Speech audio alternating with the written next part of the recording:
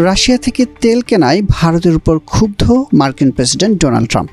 তবে ভারতের উপর যুক্তরাষ্ট্রের 50% শুল্ক আরোপের পেছনে কেবল এই বিষয়টিই কাজ করেনি। কৃষি ও দুগ্ধ খাতে ছিল যুক্তরাষ্ট্রের সঙ্গে ভারতের আলোচনায় সবচেয়ে বিতর্কিত বিষয়। আর কৃষি নিয়ে রীতিমতো লড়াইয়ের ঘোষণা দিয়েছেন ভারতের প্রধানমন্ত্রী নরেন্দ্র মোদী। ট্রাম্পের শুল্ক ঘোষণার পরদিন গত 7 আগস্ট তিনি জানান, ভারত কখনোই কৃষক, দুগ্ধশিল্প ও জেলেদের স্বার্থে আপোস করবে না।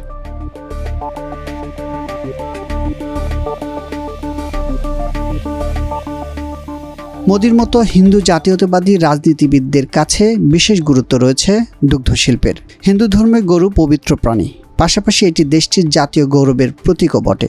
অন্যদিকে দুগ্ধশিল্পে এক পরাশক্তির নাম ভারত। প্রায় 3 দশক ধরে বিশ্বের বৃহত্তম দুধ উৎপাদক দেশটি সরবরাহ করে বৈশ্বিক উৎপাদনের প্রায় 1/4।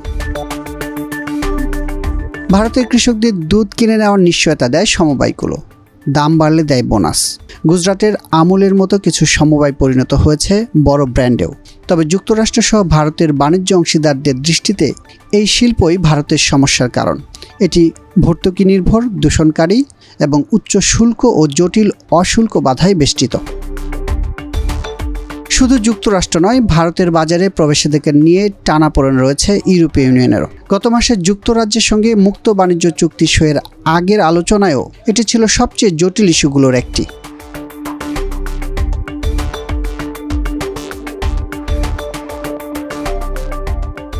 জওহরলাল নেহরু বিশ্ববিদ্যালয়ের অর্থনীতিবিদ হিমাংশুর বলেন, ট্রাম্প ও মোদি দুজনেই কৃষকপন্থী হলেও তাদের দেশের দুগ্ধশিল্পের চিত্র সম্পূর্ণ ভিন্ন। ভারত প্রায় 20 কোটি গবাদি পশুর মধ্যে দুধ দেয় 6 কোটি 20 লাখ গরু। তবে প্রতিটি খামারে গড়ে 4টিরও কম গরু, আর জমির পরিমাণ 1 হেক্টরের মতো। অন্যদিকে যুক্তরাষ্ট্রে রয়েছে মাত্র 24,000 দুগ্ধ খামার, কিন্তু প্রতিটিতে গড়ে 390টি গরু। গরু ও মহিষ পালনকারীদের সুরক্ষায় উচ্চ আমদানি শুল্ক আরোপ করেছে ভারত। মাখন, চিজে 40%, গুঁড়ো দুধে 60%। ভারতীয় পণ্যের ট্রাম্পের বসানো শুল্ক এই হারের কাছাকাছি। দক্ষিণ ভারতের জৈব দুগ্ধ ব্র্যান্ড অক্ষয় কালপার প্রধান শশী কুমারের মতে, এই সুরক্ষা তুলে নিলে টিকতে পারবে না ক্ষুদ্র খামারগুলো।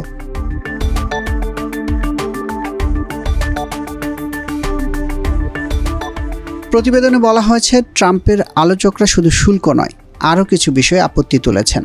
তুলা ছাড়া কোনো জেনেটিক্যাল মডিফাই ফসল আমদানি করবে না ভারত। আবার দুগ্ধ পণ্যে নন ভেজ মিল্ক নিষিদ্ধ। এক্ষেত্রে আমদানি করা পণ্যে দিতে হয় প্রমাণপত্র। এতে লেখা থাকে গরুকে কোনো রকম পশুজাত খাবার যেমন হাড়ের গোড়া খাওয়ানো হয়নি। একে হিন্দু জাতীয়তাবাদের আড়ালে থাকা অশুল্ক বাধা বলেন সমালোচকরা।